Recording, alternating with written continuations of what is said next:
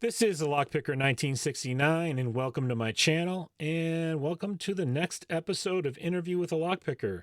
Today's guest is DigPicks. Say hi. Hi everyone, So, where are you from? I'm from Germany. I come from a city near Cologne, I would say. Yeah. Okay. And so, how and when did you get into locksport? I get into locksport as a kid, kind of, and I started with lockpicking. I saw maybe a video on YouTube, but I tried to pick a lock, get my tools, and that time it was like, yeah, kind of impossible to buy stuff without being a criminal.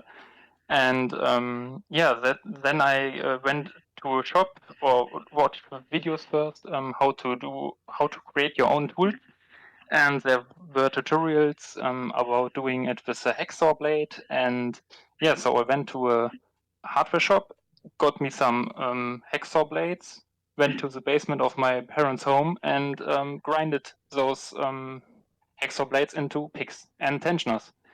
And that were my first pick sets.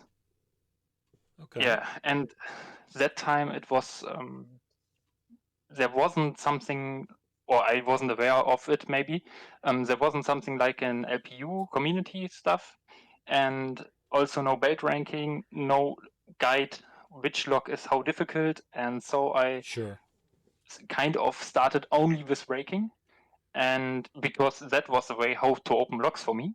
And yeah, there's pretty fast a point where you get to locks which you can't open with braking. Mm-hmm. And yeah, that just get me really frustrated. And single picking, maybe I was too young or I didn't understand it, but it didn't work in the end. And yeah, I kind of stopped the hobby. Um, and I came back to it like I think it's now a year ago, when a friend said, "Hey, I found a hobby, a cool thing. Did you ever heard of lockpicking?" And then I showed him all my stuff I made as a child, because I still have these tools, and yeah, that's how we got into lockpicking again. Okay. So, Yeah. when you got back into it, I'm assuming you went back to YouTube, started watching some videos. Who were some of your influencers back then? Yeah. The first thing also my friend recommended to watch was the lockpicking lawyer. Um, but I kind of searched always video material where he explaining stuff, and unfortunately later he went into showing how to pick a lock, or showing that he can pick it and say something like it's way too easy or something. But that was the time maybe I changed to someone like Lock Noob, Helpful Lockpicker, Yeah. all those guys which make, and Bossy and Bill, for example, which did a great video about the tensioning of spools. I think he put like a weight on a tensioner. Yeah, I saw I that think one. it was him. Yeah, Yep. right. I watched it over and over and over again. And yeah, those three guys, Bossy and Bill, Helpful Lockpicker, and Locknoob, I think those did the best videos that time. And yeah, then I got into the Reddit community of the LPU, and yeah, I learned so much more channels and videos. And the, I think, most influencing channel on the way up, or as tutorial channel, was for me definitely Artichoke, because he does so great job on his videos and Yeah, explaining he stuff. And does. it's, even if you don't have the hobby lockpicking, it's right, just from the mechanical side, it's just interesting to see how everything works. And yeah, I just enjoy watching Artichoke's videos. And for lockpicking, or for higher stuff later on, gins, barrels, and so on, other locks, um, it's kind of the, yeah, the way how to approach these pins and these locks. I first stop by Artichoke, watch or look up in his list whether he ever did something with that, and yeah, then I watch it. and most of the time he did a pretty great job, almost always. But I always search different videos which I can't find because I think always like there must be more. So, And yeah, when did you it was decide to start pursuing your belts? that was pretty to the beginning of my lockpicking career. But I was like, I in the beginning I picked just with my buddy together, and we had like a little battle who can pick a lock faster, and we got pretty fast to spool pins as security pins. For example, Able 7240, Mm-hmm. and yeah, we fighted each other, and then we saw, oh, this is a green belt lock. I decided to. He just joked around like, "Hey, you could make a video and you get the green belt," and yeah, I did it and got the green belt. Got with that goal, I got involved into the community part and got more and more and more into the community. And yeah, he kind of decided not to go that part or not to go this way because maybe he community isn't nothing for him, but he didn't went this route. And yeah, then I was like green belt, and I was a long time green belt because of the what is it of this obstacle doing a challenge lock that Yeah. was Yeah. blocking me kind of. Yeah, I think that causes a lot of people a little bit of hesitation. yeah, right. So, I postponed this always and said, yeah, I got all the stuff. I got brass rods in different sizes. I got the yeah. lock. I got like everything as a saw. I got um, a rotary tool. Yeah, a vise to work on it, and I had everything here, and I just said, I will do it later. I will do it later. A Yeah, little and little procrastination there. yeah, right. And yeah, it was after I got higher locks picked, I sort of yeah, I just need to do it to get my belt. Actually, I would never progress if I do it if I won't do it. And yeah, it was a great experience, and I had a lot of fun doing it. Mm-hmm. And I hope the guys which going to approach this lock have a lot of fun. Awesome. Yeah, So, you mentioned to me about some different people who pushed you along the way to continue on your belt journey. Can you talk about that a bit? yeah, sure. So I want to start with my, I think, first influencing people or a guy on the LPU was also the guy I got my first kind of a few locks of just for my collection. It was Jagias. He always said, yeah, kind of, how he said it, giving me tips or giving you tips Yep. and advices and help you through the stuff is not connected to buying logs from him. And he always pointed out that I don't need to buy logs that he teach me kind of. Okay. And he said me so much or helped me through different logs and said, go for this next, go for this next. And later on, there was like picking time Yep. where yeah lady locks took over a bit because she worked on the other 600 together with me also to get Awesome.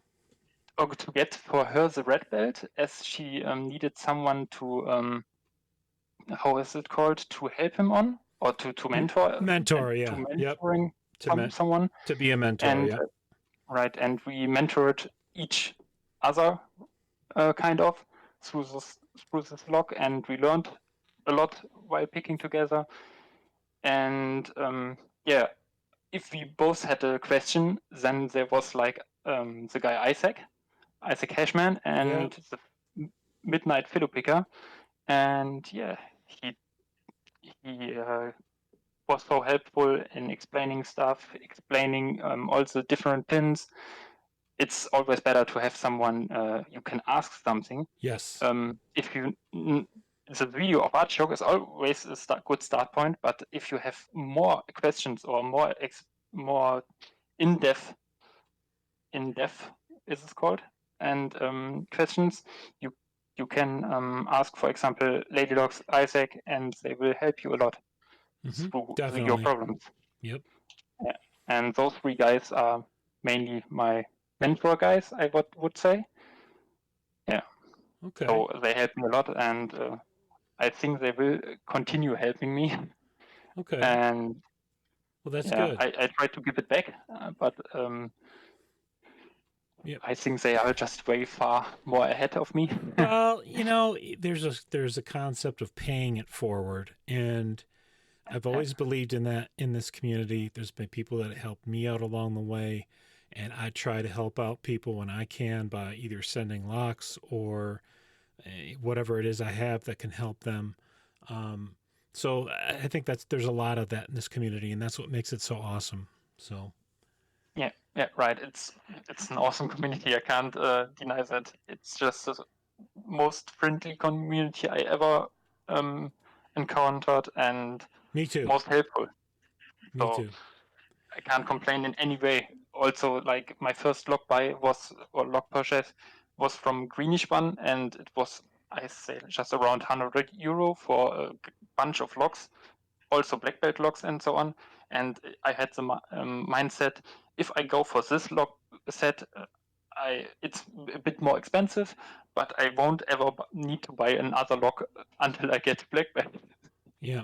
I know that was that Okay. wasn't correct what I thought there, So because I'm kind of started to collect everything, but yep. yeah, Yep. I had the complaints about getting scammed, Oh, yeah. like on other communities or platforms, like, and yeah, for example, Greenish offered me to take the payment as how is it called, service, Yeah. not as friend, as with the buyer securities thing. And he had to pay some fees, and he said he he's happy to pay it, kind of, if I have problems with paying as friend. And in the beginning, as my first purchase, I had these problems with paying like €100 as a friend, and it could be away the money. And yeah, he was like, "It's no problem, we can do it." And yeah, then he accepted that, and he also took over the fees for it, Well, and that was totally yeah. impressive for me. The Uh, differ the difference there with, and I'm assuming you're talking about PayPal. Um, yeah, right. PayPal has two different methods. One is a services and goods, and the other one is like friends and Right, family. One of exactly. them offers you the ability to get your money back if the deal goes bad, and the other one, you take the risk. You make a Yes, payment, right. something goes wrong, it's totally on you. You can't get your money back. But I've even seen cases where people have actually been able to get their money back, even paying that way. So it's not hopeless. But anyway, um, Yes, right. I did want to That's the cir- point. I did want to circle back real quick. You talked about making your first challenge lock, and you sent that out. So what was that like for you?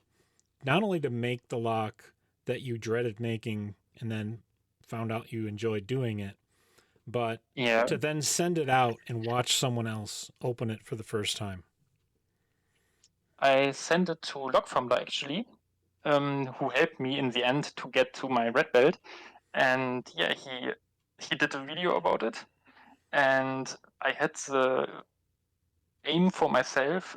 Also, my target was to make a lock which isn't as easy to open, but hasn't the most extreme pins in it. Like, I didn't made like rattlesnake pins. I didn't make ball bearings in it, or whatever. I just made like gin heads, like I would call it Tesla spool. It's like a tower, kind Mm-hmm. of. It's one is like a barrel kind of, but all are tapered because I hate tapered pins because you need so much work on them. So you And made what you hate. yeah, right. And I wanted to get a lock where you need to go really often back and forth. And after I milled it, it was so difficult to open. And even if the pins look kind of easy, I had really problems to open it. And yeah, I thought that's what my target was. And I put also some effort in making it looking cool, having a cool theme, and yeah, Lock Fumbler. I would say he struggled a bit.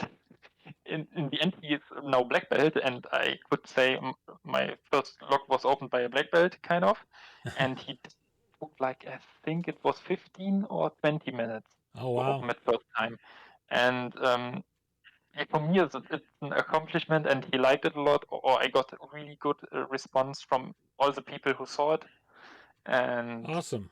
yeah, it's building up, someone up if you get so much good feedback. Okay. I, Yeah, w- I wanted to talk a little bit about, you mentioned making your own disc detainer pick. Can you talk about that a bit? yeah, sure. Um, I started making my own detainer pick because I simply wanted to open a detainer lock, and I couldn't afford those extreme expensive detainer picks like the Silver Bullet or the RVB. And RVB is a little bit cheaper, but it's from United Kingdom, so it's expensive to get it here. And it was kind of only option was the Sparrows tool, and the Sparrows tool is I think just front tensioning. And Yeah. I wanted to get a tool which would fit or could cover everything like a silver bullet can do. Then I watched different videos, and guys one from the LPU is Irdan Hurja, is he called, I think. He made like a whole tutorial book about making his own dis, detainer pick for alloys.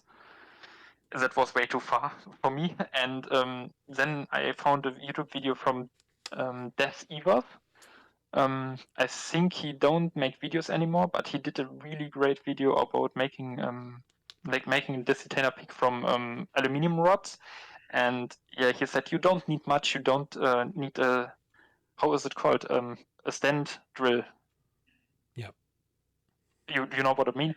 Just you need stand drill, and you need to the ability to make threads. And yeah, I don't have those ability here simply. And as a construction engineer, I sort of, there must be something just buyable, just buying from the market, and you could use it, kind of just mounting everything together, and it Yeah. works. And with really simple tools, I wanted to make a cool detainer pick, also to share it later on into the community. Sure. By now, I had to share the design with for my red belt, um, but I want to work more on it because I still feel there is potential to make it even better, um, and even simpler in the end. And yeah, it's kind of just engine couplings for a 3D printer, kind of. Yeah. And I use those as connecting piece between different tube sizes. Okay. And also there is one which has like a 2 millimeter hole in it, and to the bottom it has a 6 millimeter hole. And so I could clamp on the top the 1.5 millimeter shaft of a this detainer pick from, for example, Sparrows. And yeah, I could clamp like everything in it. And I tried with this thing to open my Abus this detainer lock, and it worked. Awesome. Yeah. And So are you just using injector pins to make the pick part of yeah, it? right.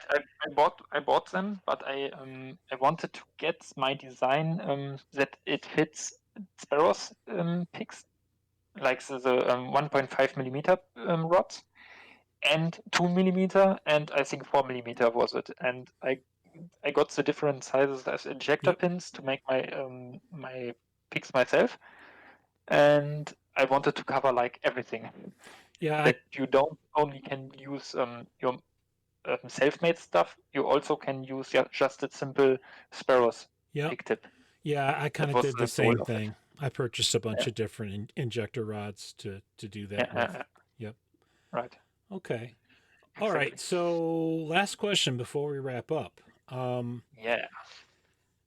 What do you do for a living? Okay. I already mentioned it. I'm Yep. a technical engineer, Yep. and What? I construct stuff on a PC with a software called Inventor. Um, So is it CAD? in It's a CAD modeling Yeah, software, that's what I right? thought. Okay. Yeah, right. That's also the thing I use for my discipliner pick, kind of. Yeah. I modeled it on the PC. I used those help and um, what's it called? I don't know. I used it as help to construct everything and Mm. measure everything out, and it helps if you can work with these programs. Yeah, Yeah, definitely. I like to engineer stuff. That might be also a reason why I started to do this. And that's also a part about the hobby. What I find so extreme interesting. It's just not only picking. It's you can craft stuff. You can make your tools. You can make your pinning press. You can do like everything in that time. You want to do picking related or lock related stuff. It's just you can do like everything Okay. on that hobby. And for my living, I'm working in a company who or which construct devices to tension screws, Okay. kind of big screws. Yeah, that's what I was kind of getting at. Yeah. That you do that you're doing modeling and creating those kind of devices for screws. Okay. Yes. Right. So, is there anything you'd like to say to our audience before we wrap up? I highly recommend you to don't hesitate to do the challenge log. Actually, I for me it was a obstacle in the way to get to higher belts, and I postponed it every time. And after doing it, it was just a great experience. You learned so much, and I would advise everyone or recommend it. Just try it. It was Yep. just a great experience, and I learned really much about the cutting heights and how if you have like a it's called a deep cut, I think. Yeah, a deep cut. And after you did the challenge log and had a deep cut in your key, you simply see this pin is almost not interacting. You have just like a little space of the driver pin which is interacting. And if you have such little space on a deep cut, you have simply no room to make like a security feature. And that's something I learned on a challenge log. And if I now see a key with a high bitting or with deep cuts in it, I simply think, oh, those pins are not really much interacting. Yeah. Yep. That's something which, it's kind of totally burned into my mind now. Okay. All right. It's been fun to get to talk with you. I realize we did our pre-interview quite a while ago, and Yeah, we had right. to do a little bit of catching up before we did the actual interview, but no problem. All right. So with that, we'll wrap this one up. If you are a subscriber, thank you. If you are not yet a subscriber, please hit that subscribe button, turn on notifications and all, and hit like on the video. And thank you for listening.